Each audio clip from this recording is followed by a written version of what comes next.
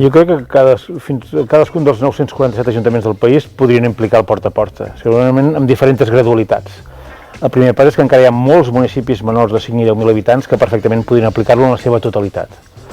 I per municipis de vegades més grans, segurament potser models purs de porta a porta pot ser complexa, però evidentment poden conviure amb altres models, perquè les ciutats són complexes, tenen zones compactes, zones denses, zones de baixa intensitat, que perfectament el porta a porta seria possible. Jo crec que simplement cal valentia política, buscar un moment polític oportú per plantejar d'una forma seriosa el porta a porta. I quina és la recomanació? Que cada municipi del país tingui el seu propi pla de prevenció i gestió de residus que li determinarà quin és el model idoni per incrementar la recollida selectiva. I sense cap mena de dubte el porta a porta és el millor.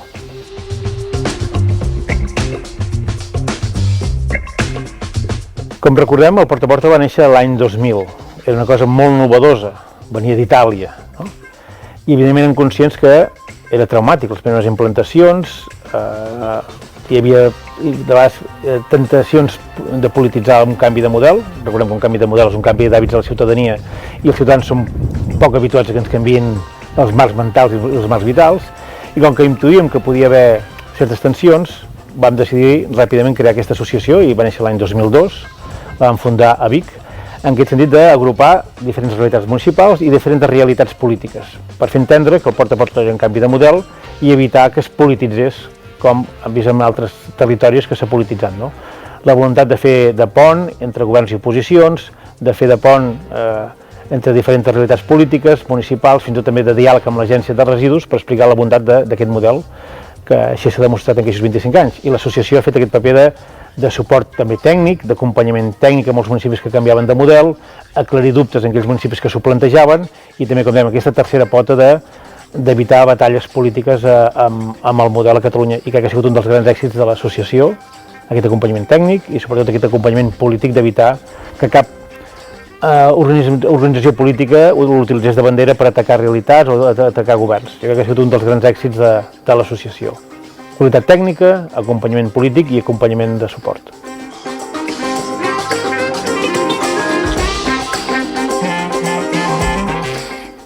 No és important, és vital, no? Perquè el porta a porta al final estem identificant usuaris puntuals i per tant cal que el model s'ajusti a aquestes particularitats de cadascun dels usuaris, sempre amb un cert equilibri. Cada municipi és diferent, cada zona és diferent i per tant és molt important que estigui ben dimensionat i que tingui aquesta diversitat d'usuaris que tenim en la recollida.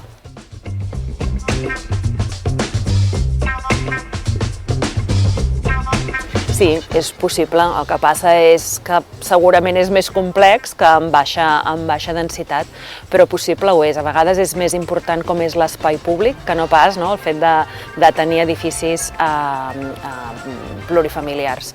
El tema és que sempre, sigui amb el sistema que sigui, siguin contenidors a la via pública, siguin contenidors dintre de l'edifici amb un porta a porta col·lectiu, amb un porta a porta individual, sempre tindrem un percentatge d'incivisme i passaran coses. És el duet persones i residus, poden passar coses. El tema que hem de tenir sobre de la taula és quins objectius podem arribar amb cada model i en cada espai que estem analitzant per trobar la millor opció possible.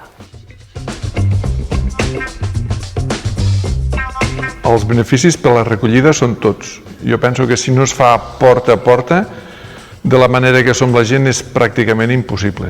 Si la gent fos conscient del que s'ha de fer, doncs igual aniria més bé tal com es feia abans amb contenidors. Però això no veig que no resulta i en canvi el porta a porta va molt bé i és molt pràctic. Jo ara no ho canviaria pas.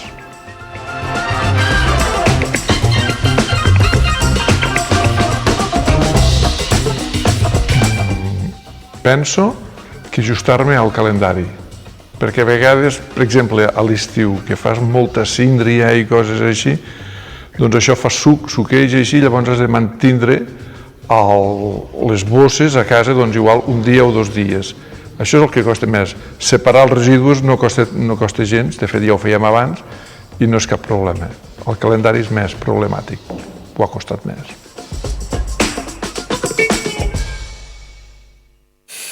Bé, doncs moltes gràcies. Recordar-vos que tot seguit fem un altre bloc, però després, i abans d'anar a dinar, rebrem alguna pregunta del públic als ponents. En aquest sentit, codi QR per adreçar les preguntes per WhatsApp. Intentarem de fer el mínim de preguntes possibles, però sí que us voldríem demanar que féssiu, si teniu qüestions a plantejar, doncs això, la petició al WhatsApp. Si l'escàner o el codi QR us va gran, que segur que no, 699 115 440. Això no és la marató, 699 115 440. Quart bloc, reptes presents i futurs del porta a porta. De seguida a l'estrada, Enric Pol, catedràtic emèrit de Psicologia Social i Ambiental de la Universitat de Barcelona, endavant, i la implantació de la taxa justa de residus a Manlleu, la Dolors Serral, tècnica de Medi Ambient de l'Ajuntament de Manlleu. Sé que teniu 15 minuts cadascú. Us demanaria a veure si poden ser 10. Entre els dos. No. Però 10 cadascun. Va. Se sent? Sí. Moltes gràcies. Endavant, Enric. Vale. Jo, abans que res, agrair la invitació de poder estar aquí amb vosaltres i dir-vos que d'entrada, quan vaig rebre la invitació, em vaig sentir que anava a jugar a camp contrari. Per què? Jo havia estat molts anys a la comissió de seguiment dels plans de residus de l'entitat metropolitana de Barcelona i el tema del porta a porta havia sortit moltes vegades i perquè us estic parlant de principis del segle XXI, vull dir que no és abans d'ahir, perquè tot això té una història llarga. Llavors, clar, tots estaven al·lucinats en què el que havien començat a fer a Tiana tenia uns resultats fantàstics i a la resta de Barcelona o de l'àrea metropolitana era un autèntic desastre. Llavors volien posar el porta a porta a tota la ciutat de manera indiscriminada, llançar-ho. I jo sempre m'hi vaig oposar. Perquè les coses es poden fer, però s'han de fer bé. I hi ha factors que van més en contra que a favor.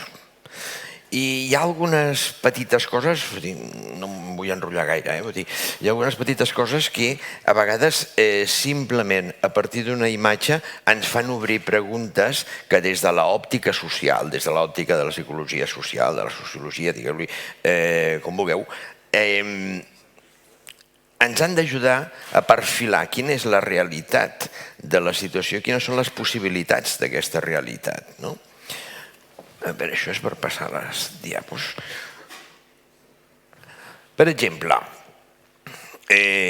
aquí tenim un mapa de producció de residus per habitant i de funcionament dels sistemes de recollida. Si us fixeu, són complementaris. O sigui, on funciona millor la recollida, on es produeix menys. On funciona... Això ens ho explica tot? No. Perquè hi ha alguns aspectes que... Això té punxó. Sí. Alguns aspectes com aquests no es veu. Bé, és igual. Veiem el... Enrere. La part de Costa Brava. La part aquesta d'aquí, màxima producció tal, i no és de les que funcioni millor a nivell de residus. La part de Lleida, màxima producció relativa, i tampoc és de les que funcioni millor a nivell de recollida. En canvi, la part central, està més verda, vol dir millor, i aquí és la que produeix menys. Dius, quins altres elements podem aportar aquí? Hi ha un element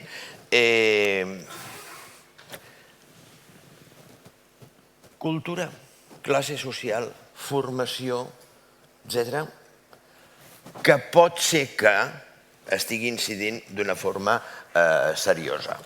Vull dir, en les zones de millor recollida, són zones més tranquil·les, més calmades, menys embolicades amb dinàmiques turístiques, amb dinàmiques tal. Alguns diran, és que a vegades són menys desenvolupades. Han anat perdent gent, han anat perdent població, però tenen un cert retorn de població de cap de setmana perquè els fills que se'n van anar a estudiar i no han tornat a viure al poble després hi tornen, etc. I això fa que el comportament sigui més bo. I si ens ho mirem, ens posem unes altres ulleres.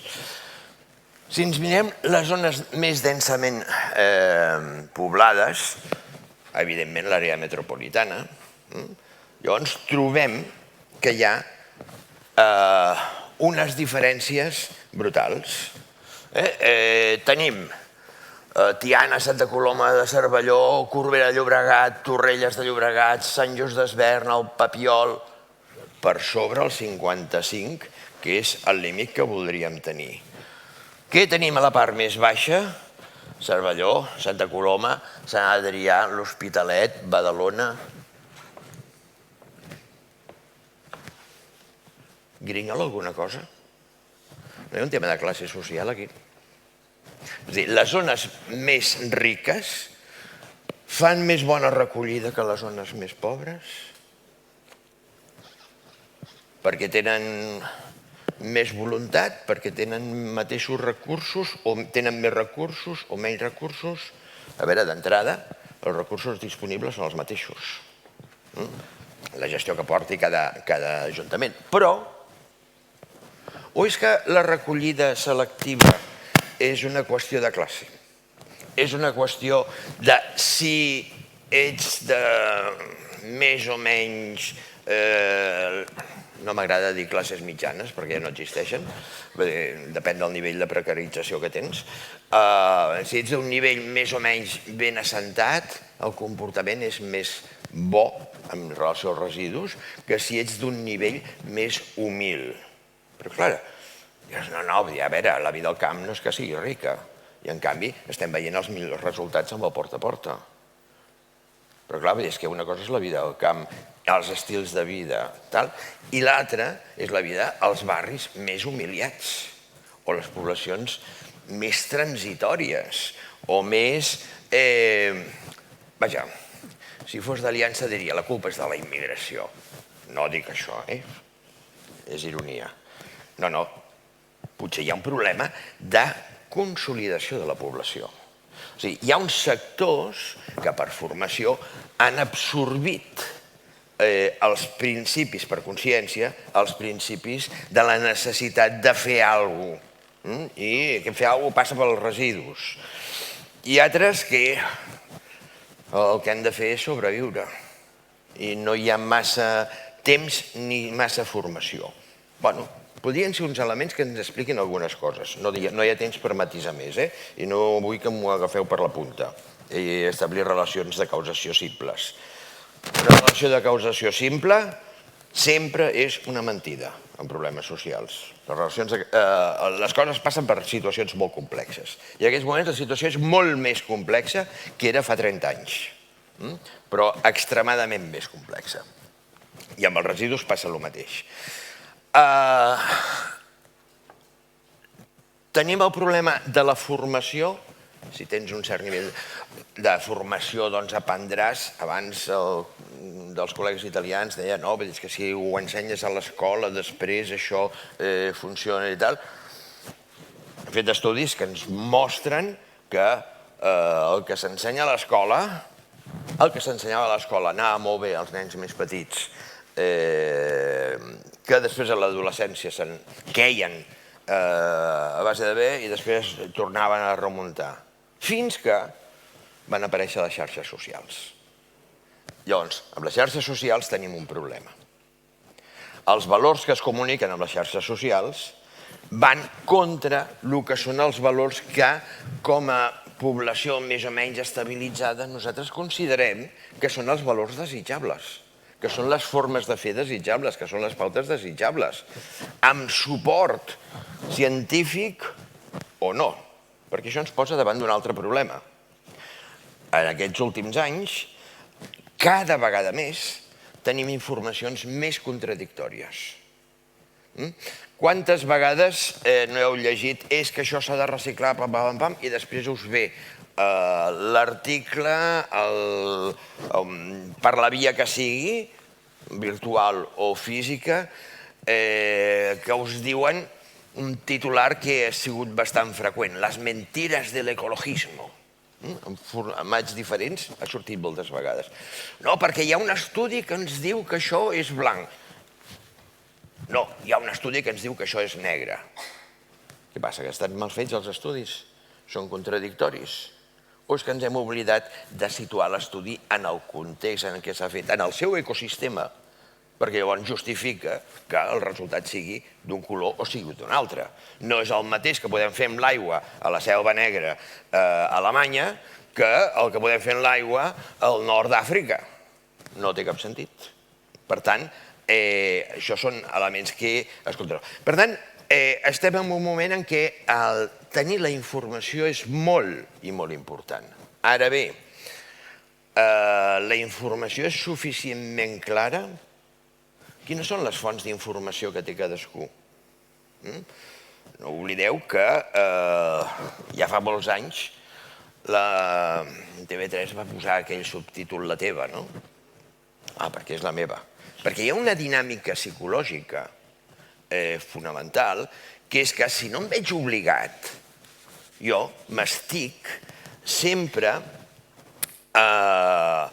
captant només la informació que és harmònica amb el que penso, a no ser que em vegi pressionat. Llavors, quins són els mecanismes de pressió? Pujar els tributs, o canviar els tributs com a càstig, o passar-los a premi. Hi ha hagut unes polítiques de l'Ajuntament de Santa Coloma de Gramenet d'eliminar els càstigs i posar incentius perquè la gent entri més. Bé, això pot funcionar. No sempre vol dir que l'incentiu funcioni i que el càstig funcioni. Depèn de la situació, del context, de la circumstància, de l'ecosistema social, en aquests casos. Per tant, aquí hi ha aquesta informació. Després, amb aquestes informacions contradictòries, teòricament sabem el que hem de fer, però en realitat sempre arribes al punt en què dius, vale, i ara això va al groc, va a orgànica o on va? Perquè, clar, és un got de plàstic, però algú m'ha dit que aquest és reciclable i té que anar a l'orgànica, perquè, bueno, el senyor Joan o la senyora Maria tenen que saber aquests matisos. Aquí tenim un altre problema. La informació diu, no, ja li posen en les ampolles, ja li posen d'això. Però és tan petit que necessites una lupa per poder-ho llegir, perquè amb les ulleres de llegir normals ja no ho veus. Diu, no, la informació està donada. Bueno, cuidadín. I després hi ha tots els bulos que... Estem a 15 minuts. Oi, vale, acabo.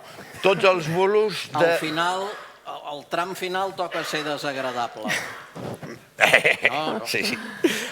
Si vols dir alguna frase... Puntualitzo.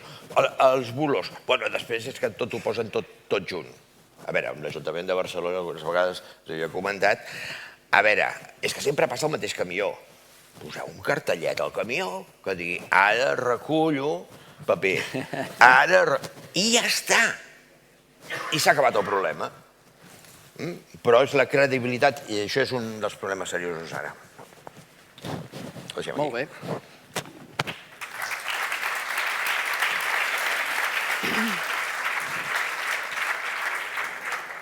Abans de la Dolors Serral veurem una estrena, tot seguit.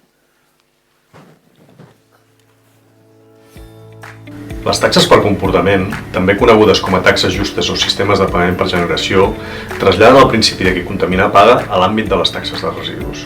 A efectes pràctics, es mesura la generació real de residus de cada llar o comerç i es calcula la quota de la taxa en funció de la quantitat i tipus de residus lliurats. Aquestes taxes tenen una part general i una part variable. Aquesta part variable depèn de la generació de residus i es pot articular segons dues modalitats: pagament per aportació, per a fraccions que es volen desincentivar, per exemple, a la resta, o reducció per aportació per a fraccions que es volen incentivar, per exemple, a l'orgànica. Les taxes per comportament són habituals a nivell internacional. A Europa són molt comunes a Alemanya, Itàlia, Suïssa, Dinamarca o Holanda, entre altres. A Catalunya la primera experiència va ser el 2003 i actualment n'hi ha més de 80. La llei 722 va introduir per primer cop el concepte de pagament per generació a la normativa espanyola, però la seva implantació encara és mínima. El sistema de recollida que més facilita la implantació de les taxes per comportament és el porta a porta. D'una banda, permet identificar més clarament l'usuari. D'altra, el contingut del residu lliurat pot ser supervisat en el moment de la recollida i això redueix la quantitat d'impropis aportats al sistema. També és un sistema més robust que altres front als abocaments irregulars i al vandalisme. Això aporta més fiabilitat a les dades de generació de residus de cada contribuent. En el pagament per bossa, la part variable de la taxa es paga adquirint bosses d'escombraries estandarditzades per l'Ajuntament, les quals són d'ús obligatori. És aplicable a la fracció resta i en ocasions també als envasos. En el cas del pagament per cubell, els usuaris disposen d'un cubell o bujol de mida coneguda. Pot donar dret a una recollida de freqüència predeterminada o bé, si disposa de TAC, definir la taxa en funció del nombre d'aportacions. Sol ser comú per les fraccions resta i envasos, tant a nivell domèstic com comercial. Per la fracció orgànica domiciliària sol aplicar-se una reducció, mentre que a nivell comercial sol ser de pagament amb la modalitat de freqüència predeterminada. Doncs de quines fraccions es gravin o estiguin subjectes a reducció. De la importància que se li doni a la part variable de la taxa respecte de la part general. Del tipus de configuració de la part variable, ja sigui per trams o per import unitari. I de la presència o no d'un tram de no participació, amb un import prou elevat per dissuadir els usuaris que no participen del sistema. D'una banda, una dotació pressupostària i de personal tècnic i administratiu suficient. De l'altra, materials, cubells, tacs, bosses, etc., dels quals cal preveure l'adquisició, repartiment i reposició, també la tecnologia de lectura i la plataforma de gestió de dades. L'actualització de padrons fiscals i la gestió de les dades de les aportacions dels usuaris també n'és una altra de necessitat. Tenir present la normativa sobre protecció de dades personals.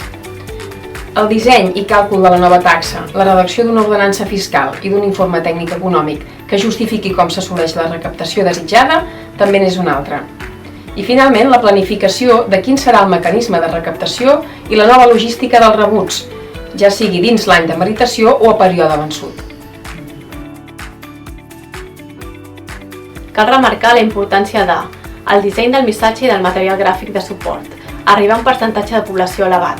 Per això són clau les visites porta a porta i les reunions veïnals, i establir una app o una web de suport per a la visualització de les dades per part dels contribuents, així com la presència d'una oficina física o d'un telèfon informatiu. La separació del model domèstic i comercial atenent a les especificitats de cada tipologia de contribuent. Com tractar les segones residències, els habitatges buits, els generadors de bolquers i les aportacions a les àrees d'emergència. Com dissenyar la part general de la taxa i com integrar-hi possibles reduccions socials o ambientals, com ara l'ús de deixalleria o per compostatge casolà.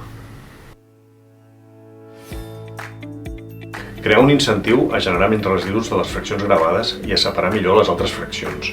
Reduir els costos de tractament, sobretot de la fracció resta, i incrementar diversos ingressos derivats de l'augment de la recollida selectiva.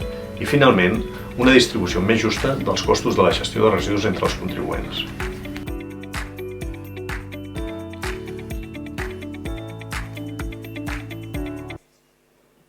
Com com heu pogut deduir, aquesta píndola va sobre la taxa de comportament. És la primera píndola de l'associació Porta a Porta encarregada a la Fundació ENT.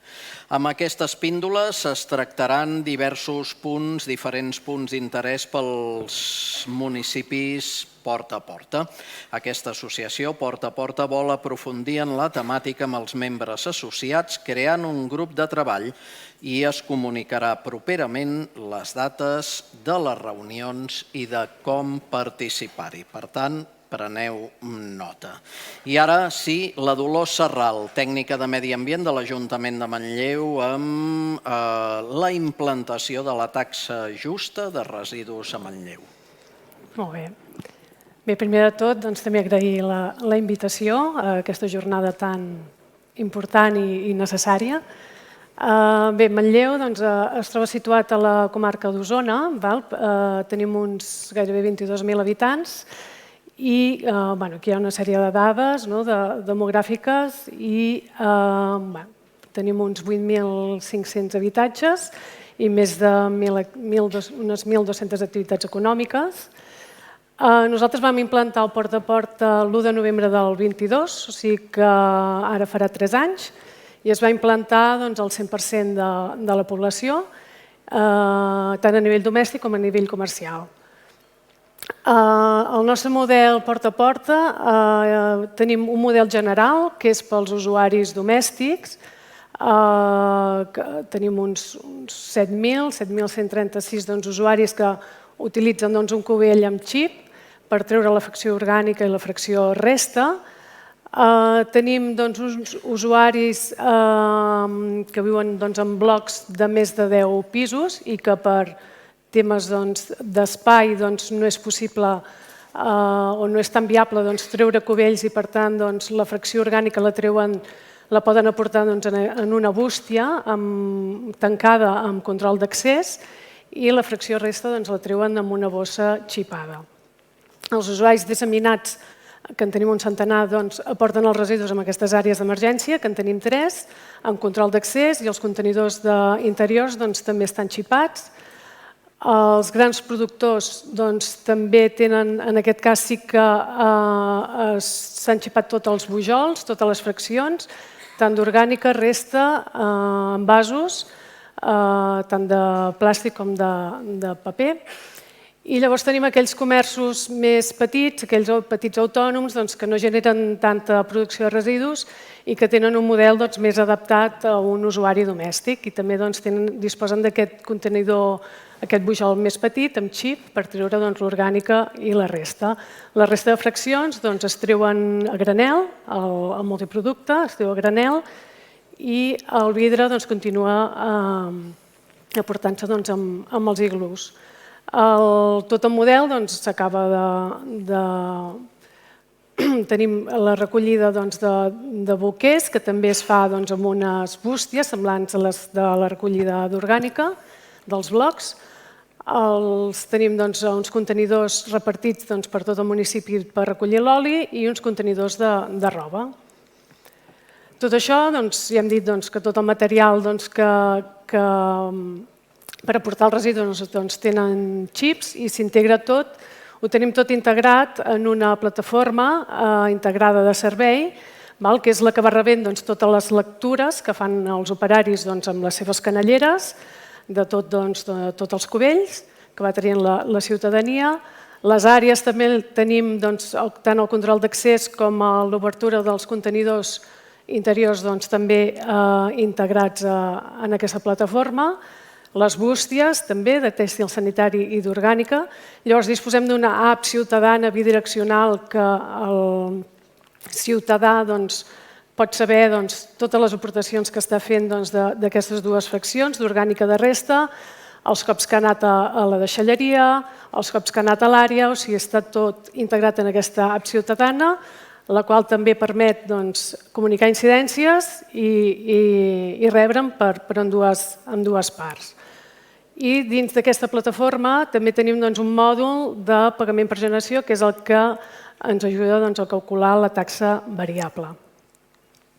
Aquí una mica de timing, de com us he dit, l'1 de novembre vam implantar el porta a porta, el 100% de la població, a tots els comerços, i al desembre també ja aprovàvem l'ordenança de pagament per generació definitiva.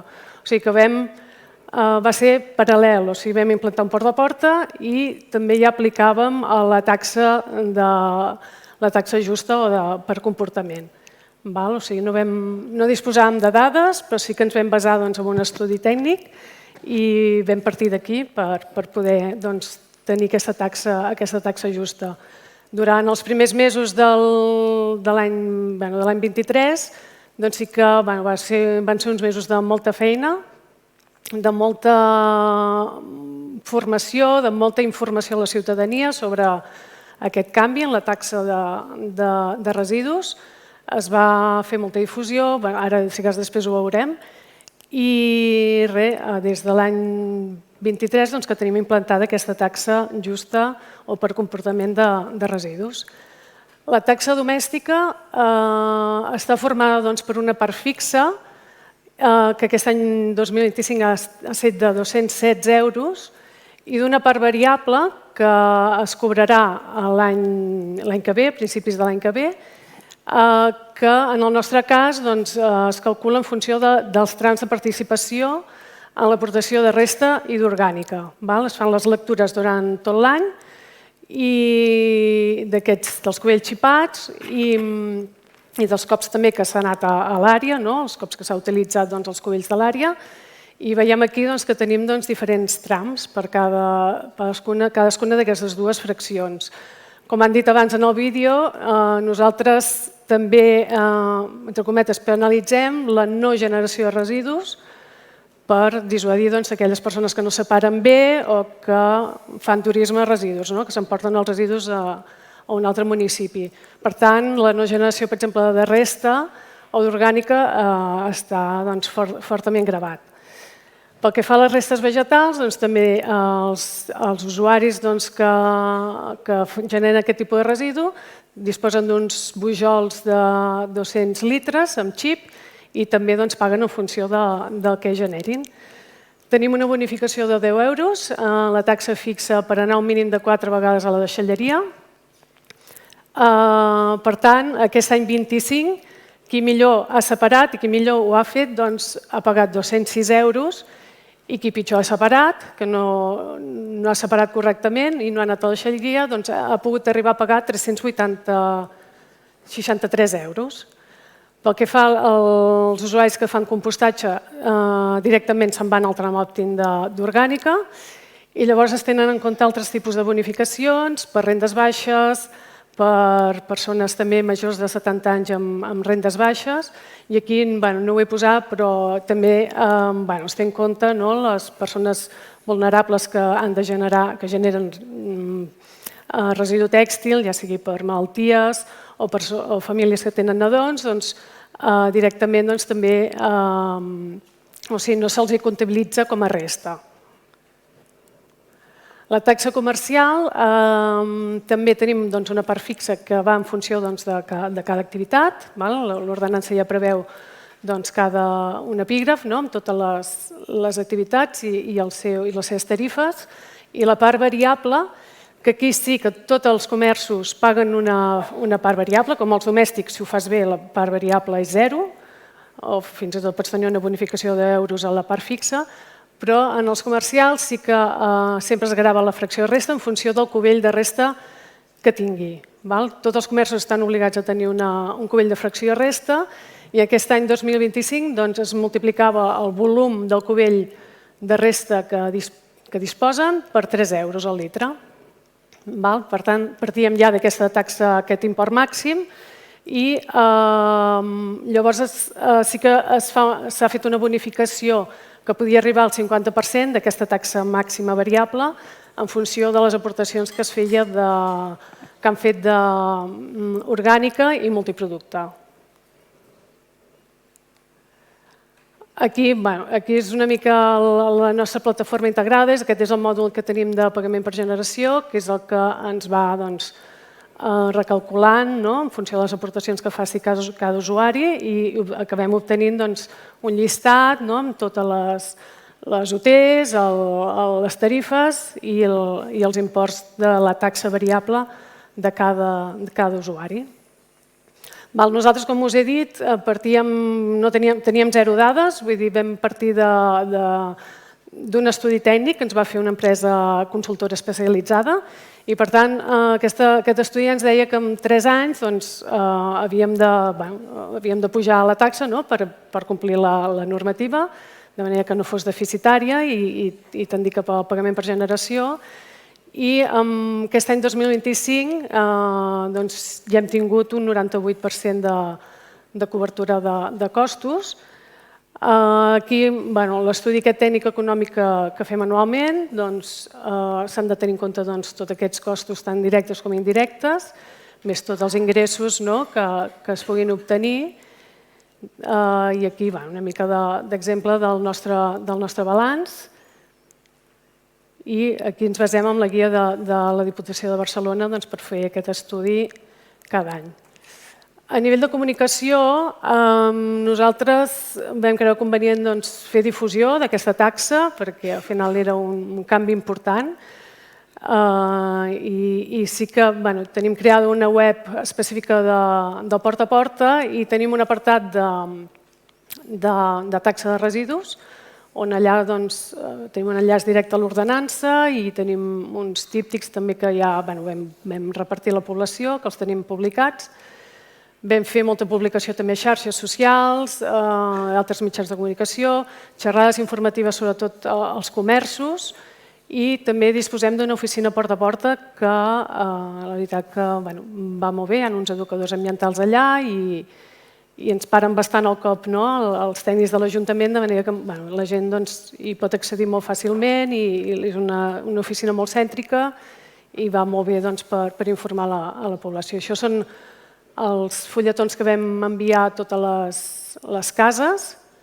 Dolors, faig de rellotge a la pantalla, no hi és? Això una mica també ho han dit abans en el vídeo, de coses que s'han de tenir en compte a l'hora d'aplicar una taxa per comportament. El padró de fiscal, molt important tenir-lo molt treballat, molt actualitzat, es va actualitzant també constantment durant l'any. També és important tenir un sistema de dades, de captació de dades molt fiable, un programari robust i que no porti gaires errors de lectures i de càlculs.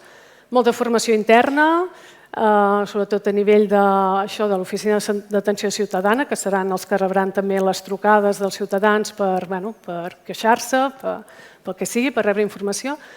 Tenim molt clar tots els casos singulars, en el nostre cas això, autocompostatge, rendes baixes, habitatges buits, locals tancats, persones que no es poden adaptar al porta a porta pel que sigui, malalties, viatges, horaris, tot això s'ha de tenir en compte. Activitats que no generen orgànica, activitats que tenen gestor propi. I llavors també és això, la implicació necessària de diversos serveis de l'Ajuntament, sobretot serveis econòmics, l'OAC, i molta coordinació també amb l'Oficina de Gestió Tributària, que és, al final hem d'anar tots a la una i tenir tots la mateixa informació i també molt important, requereix dedicació personal, administratiu i tècnic, vull dir, al moment que s'implanta un porta a porta i a més una taxa d'aquest tipus, doncs hi ha un increment un volum important de feina i es requereix més personal. I llavors això també sobretot per resoldre queixes, reclamacions, un cop s'ha passat la taxa variable, reben queixes i totes aquestes queixes s'han d'acabar resolent.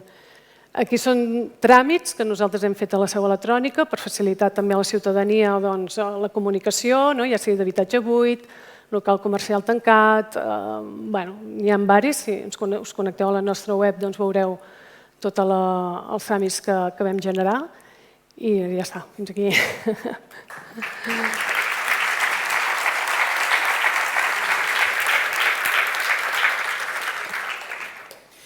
Bé, podeu estar aquí mentre acabem. Per anar ràpid no farem 4 o 5 preguntes, en farem un parell. La primera aniria per la Gemma Vinyes, per exemple, del Consell Comarcal, hola, del Berguedà, i pel Michele Giavini. La utilització de la bossa transparent no ha generat rebuig a la ciutadania pel tema de privacitat, Gemma? Sí, és una cosa que no agrada, sobretot amb la fracció rebuig.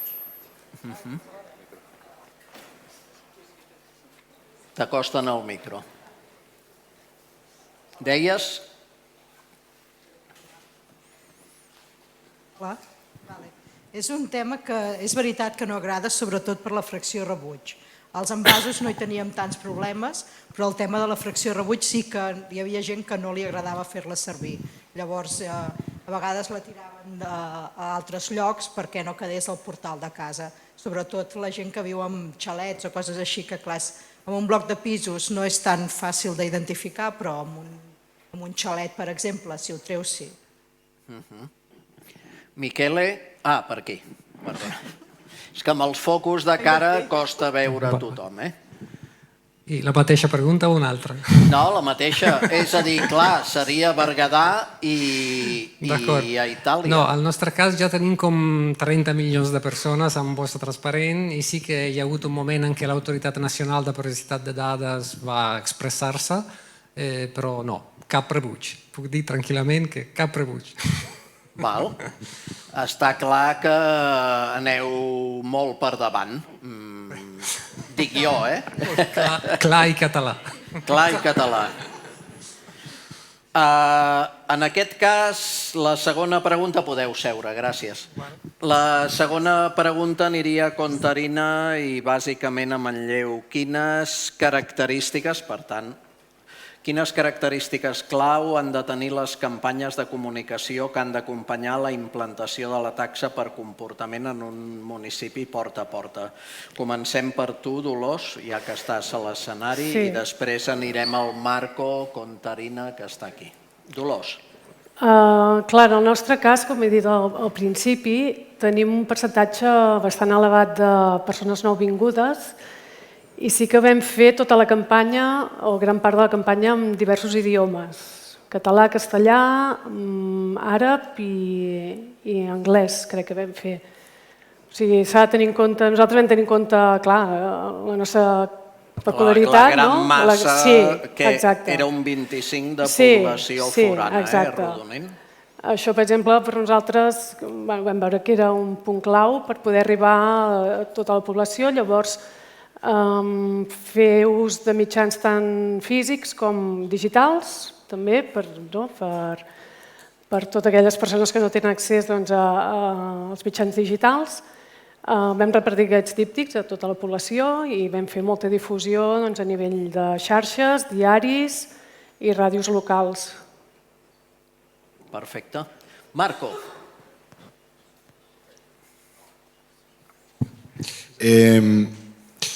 Io porto l'esempio della città di Treviso, che è entrata in Contarina 10 anni fa e abbiamo fatto una campagna di comunicazione sia con i media, le radio, ma anche la classica campagna dietro ai bus. Però quella più importante è che abbiamo organizzato decine di momenti di conferenze con i cittadini nei vari barri della città per spiegare il modello nuovo. Il risultato è stato il caos nelle prime settimane, perché trovavamo mobili, materassi per strada, perché la gente ha approfittato di svuotare casa.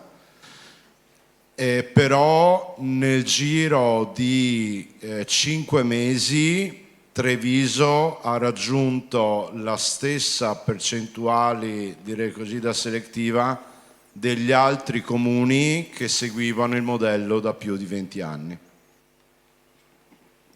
S'ha entès, oi? Jo crec que sí. Necessita traducció simultània? Bé, simultània. Posterior. Algú vol aclariment amb aquesta resposta? El Miquele faria... Val. Doncs podeu aixecar-vos. Moltíssimes...